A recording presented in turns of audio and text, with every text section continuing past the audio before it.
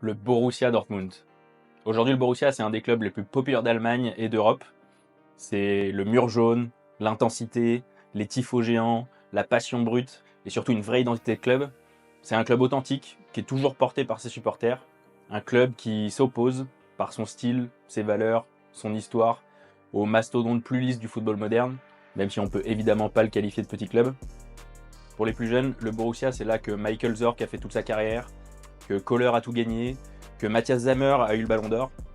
C'est là que Marco Reus s'est fait une légende sans même avoir besoin de partir. Et là que Lewandowski, Haaland ou Dembélé ont explosé. C'est un club qui s'est fait une vraie spécialité de développer les jeunes talents sur ces dernières années. Et vous allez voir que son origin story aussi est assez particulière. Salut l'équipe, c'est Thibaut. Installez-vous confortablement au coin du foot. Aujourd'hui, on part pour un nouvel épisode de Football Origin et on va aller du côté de la Ruhr en Allemagne pour retracer l'origine d'un autre club adepte du Junglewe Cologne et surtout un des deux clubs allemands qui va participer à la Coupe du Monde des clubs ce mois-ci, le BVB. Allez, c'est parti.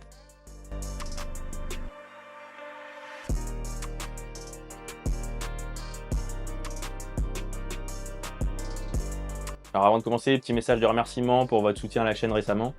Vous avez été nombreux à me faire des retours positifs, notamment sur le dernier épisode de l'Inter, donc merci beaucoup pour ça. On va essayer de faire progresser la chaîne tranquillement. Et puis justement à ce propos, vous êtes encore nombreux à regarder les épisodes sans vous abonner, donc surtout n'hésitez pas. Voilà, comme d'habitude, on commence à la fin du 19e siècle. À cette époque-là, Dortmund, c'est une ville en vraie mutation. C'est surtout une vraie ville industrielle, avec les aciéries, les mines de charbon, les manufactures qui tournent à plein régime. Et dans ce décor ouvrier, finalement, on a pas mal de monde qui va commencer à s'intéresser à un nouveau loisir, le football du coup. Et vous allez voir que tout le monde ne voit pas forcément cette passion d'un bon oeil à l'époque.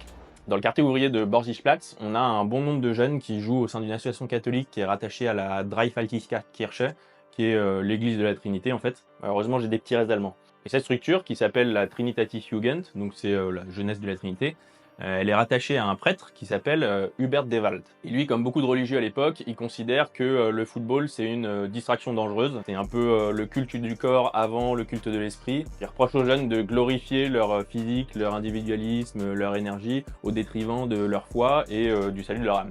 Et du coup, il restreint énormément la pratique du football au sein de la structure. On a par exemple les matchs qui sont interdits le dimanche après-midi et qui sont remplacés par des offices religieuses à la même heure. On a les installations sportives qui sont démontées, comme les buts sur la Weisswiese, donc qui est le terrain où les jeunes s'entraînent. On a les réunions qui sont interdites dans les lieux de convivialité, donc comme l'auberge Zum Wildschutz, qui est leur QG à l'époque. Et tout ça, c'est remplacé par des salles paroissiales surveillées. Et on a les jeunes qui sont placés sous surveillance et qui sont parfois réprimandés ou humiliés si jamais ils transgressent les règles. Donc bref, c'est pas forcément évident de réussir à taper dans le ballon à l'époque. C'est impossible de jouer librement, impossible de réussir à s'organiser, de développer une équipe, de monter une équipe sérieuse. Donc tout ça fait que le climat devient de plus en plus pesant et surtout que la frustration elle monte beaucoup chez les jeunes. Bon, vous vous en doutez, c'est toute cette situation qui va forcer les jeunes à s'organiser et surtout qui va aboutir à la création du club.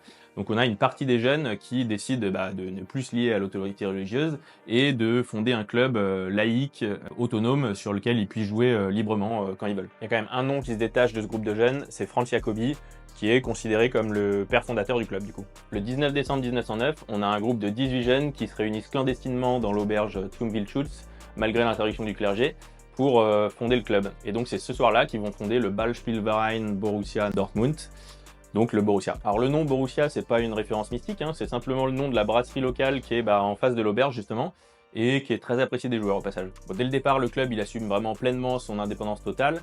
La rupture avec l'église elle est claire, et d'ailleurs il y a plusieurs membres du club qui vont être réprimandés, voire même menacés d'excommunication par l'église, mais ils tiennent bon, ils développent leur propre club qui est un peu à leur image, qui est indépendant, qui est surtout orienté vers la passion du jeu et du football qui est finalement leur priorité. Et donc c'est ce club-là qui va devenir finalement l'un des plus populaires d'Allemagne plus tard. Au début, le Borussia, il joue pas du tout en jaune, les maillots, ils sont bleus et blancs, voire même avec un peu de rouge de temps en temps. Les couleurs, elles sont un peu choisies au hasard, en fait, faute de moyens. Le club, il est vraiment petit, il joue sur plusieurs terrains de quartier contre des équipes locales avec peu de moyens, évidemment, mais il a déjà une vraie âme qui est marquée par cette prise d'indépendance au moment de la création du club. Finalement, qu'en 1913, après avoir fusionné avec les deux clubs de Britannia Dortmund et Rhenania, qui sont deux clubs de quartier locaux également, que le club va récupérer ces fameuses couleurs jaune et noir qui vont faire vraiment l'identité et l'ADN du club dans les années à venir et qui vont devenir un symbole fort du club. Bon, le club il va se développer et se structurer dans les années 1920-1930, mais il faut vraiment attendre l'après-guerre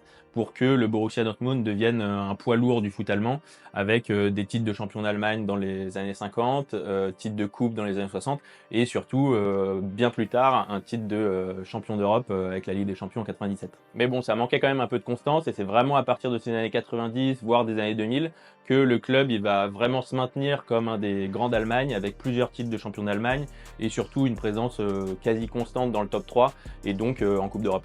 Bon, la progression du club, elle est quand même pas tout à fait linéaire, hein. Il y a plusieurs histoires financières. En 2005, par exemple, ils frôlent avec la faillite et ils doivent emprunter de l'argent au Bayern Munich pour se sauver. Mais le club, il finit par remettre une gestion plus saine et ils arrivent à s'en sortir en repartant un peu sur les fondamentaux, sur la formation et surtout grâce à ses supporters. Depuis les années 2010, le Borussia Dortmund, c'est une place forte d'Europe et c'est surtout un club très très populaire en Allemagne et d'ailleurs en Europe, avec des affluences records dans son stade, le Signal Iduna Park, et ce fameux mur jaune en tribune. Aujourd'hui, le BVB il est détenu partiellement par ses membres, dans le cadre du système un peu spécifique en Allemagne, qui est le 50+1, qui garantit que les supporters gardent une majorité dans le droit de vote et du coup empêche la prise de pouvoir d'actionnaires externes. Bon, c'est un système qui est en accord total avec les origines du club pour le coup, mais après il faudrait peut-être une vidéo vraiment dédiée à part pour parler de ce système qui est un peu spécifique en Allemagne.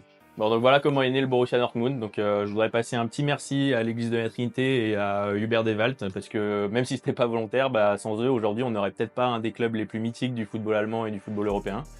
Donc voilà, merci à eux. Bon voilà les gars, j'espère que vous avez kiffé cette vidéo. Si c'est le cas, surtout n'hésitez pas à lâcher un petit pouce bleu. Et puis dites-moi en commentaire, vous, quelle image vous avez du Borussia Dortmund.